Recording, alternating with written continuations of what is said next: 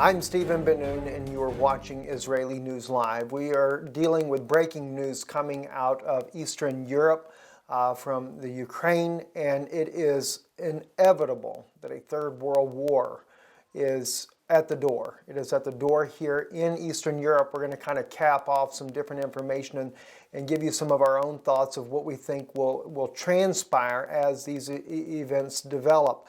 But in TASS news, Russian news, they are reporting that Ukraine plans to regain control over Donbass by all means, according to Prime Minister Yatsenyuk, who is the Ukrainian prime minister that was placed in there after the former Russian prime minister was forced out by gunpoint.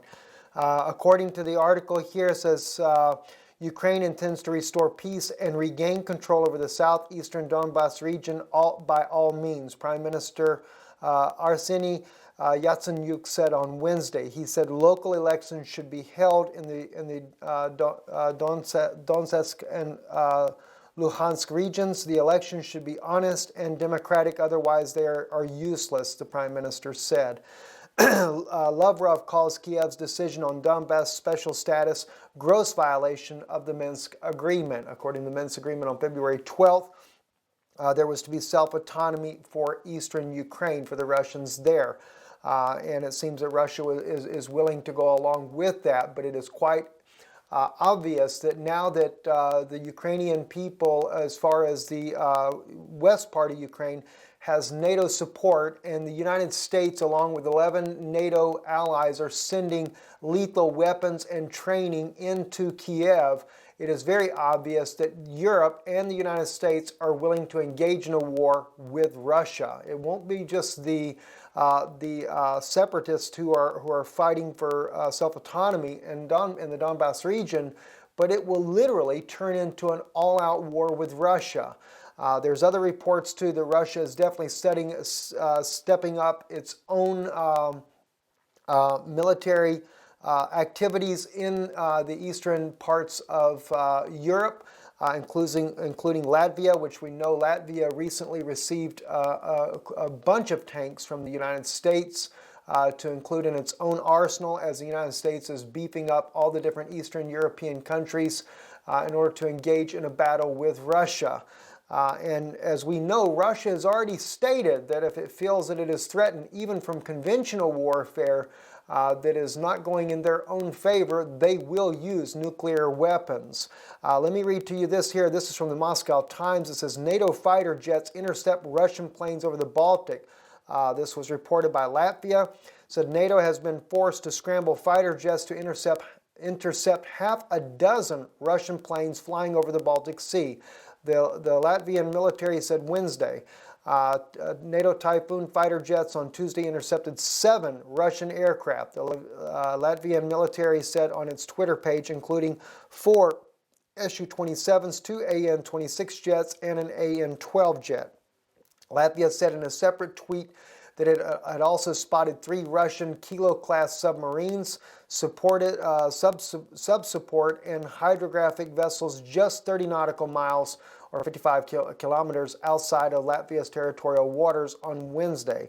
The report comes a day after Latvian military identified a Russian naval ship just 28 nautical miles from Latvia's territorial waters, and 2 days after it reported 2 Russian Kilo-class submarines at least 27 nautical miles from its naval coast, according to the Twitter post.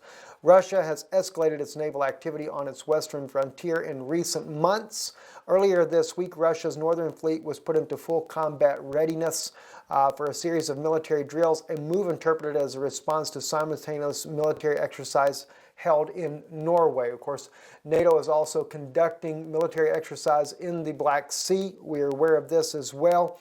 And it appears to be that one of the things that Russia may do once this war begins over Ukraine is that Russia may even launch an invasion on the United States. It would be something that would certainly catch the United States off guard, because it's quite obvious the U.S. is trying to keep the battle away from their own border in the European stage. It keeps America safer that way, but Russia could, and in fact, attack the United States from a different angle in order to draw the attention away from Europe. And of course, at that moment, or even beforehand, we may see that Iran will get Hezbollah to engage Israel from both the Lebanon and the Syrian borders, because Israel's ally, the United States, will be quite preoccupied with the fight against Russia in Europe. This is one of the reasons why we see that World War III is inevitable. And quite frankly, it is interesting that what the Obama administration will do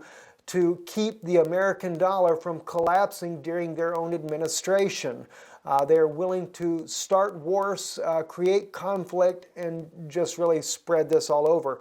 But no doubt they're not worried, because the Vatican would like to see the New World Order get started right away, and the Vatican will be the financier of a New World Order. And this is one reason why NATO and the United States are willing to fight any battle that the Vatican declares is needful at this time.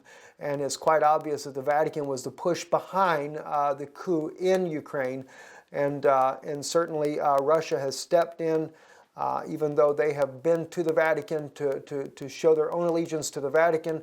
But it is quite clear that it is not as rosy as it appears to be. And Russia also has put in anti-missile batteries in Crimea. They have strengthened a tremendous amount of military buildup in Crimea, because they realize that naturally, if Ukraine is planning on going back to the Donbass region and trying to take control of all of Ukraine, they eventually will also want to take Crimea back as well. This is one reason why Russia is not going to back down. In fact, it is going to escalate. And it appears to be that this may spread beyond the borders of Ukraine, especially in the case of Latvia. We're seeing the Russian presence there. Also in other news, Prime Minister Benjamin Netanyahu has won. We posted on our Israeli News Live Facebook page that it appeared that he may have won. It was a very tight race. He did come out with 30 seats, the Likud party did, and the Labour Party only with 24. So it is official. The Prime Minister, Benjamin Netanyahu, has kept his seat as Prime Minister of Israel, and we will be looking to see that he will also keep his promise not to have a two-state solution and not to divide the land further. And including with the issue with the Vatican, who has taken over Mount Zion already. Mount Zion should be taken back as well as the Temple Mount. And the commandments of God that was given to the state of Israel should be enforced, especially in the Old City. I'm Stephen Ben-Nun with Israeli News Live. Shalom.